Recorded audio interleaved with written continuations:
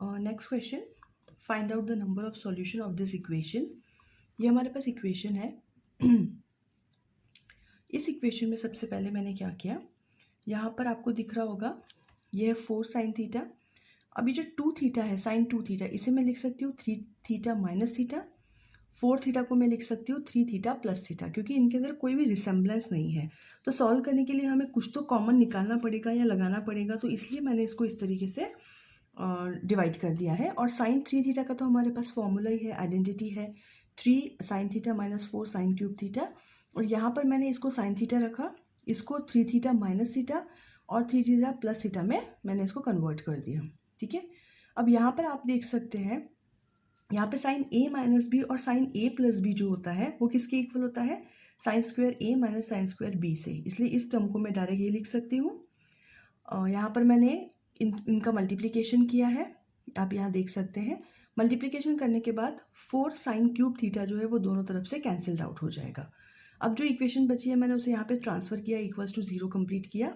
Again sine theta common लिया, so it will be 3 minus 4 sine square theta is equals to 0।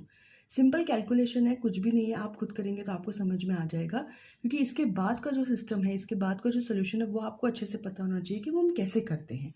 अब हमारे पास बन के आ गया है कि या इधर sine theta is equals to 0 है, या तो फिर 4 sine square 3 theta is equals to 3 है। ये दो इक्वेशन हमारे पास बन के आई है, जिसके थ्रू हम इसका जनरल सॉल्यूशन फाइंड करेंगे।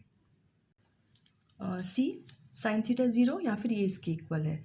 थीटा इज इक्वल्स टू हो जाएगा एन पाई जब ये इसके 0 है, बट हमारे पास जो कंडीशन है वो गिवन है कि 0 और पाई के बीच में ही है क्लोज इंटरवल थीटा। अब थीटा 0 रखेंगे तो हमारे पास जो पाई की वैल्यू 0 या पाई रखेंगे आप, तो दोनों तरफ हमारे पास एन की वैल्यू 1 2 इस तरीके से मिलती जाएगी।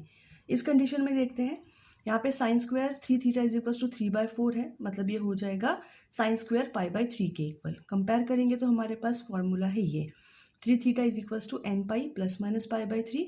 3 को यहाँ पे डिवाइड करेंगे तो ये आंसर आ जाएगा।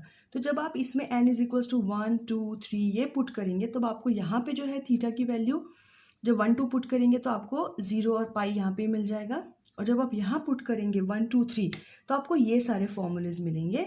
इसके आगे जब भी आप इसमें 4 पुट करेंगे तो वो इस क्लोज इंटरवल के बाहर चला जाएगा।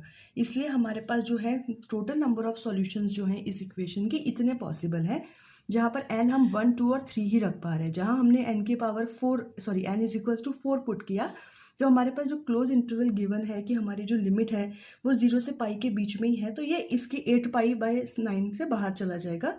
सो ये पॉसिबल नहीं है, तो टोटल 8 सॉल्यूशन ही पॉसिबल है इसके।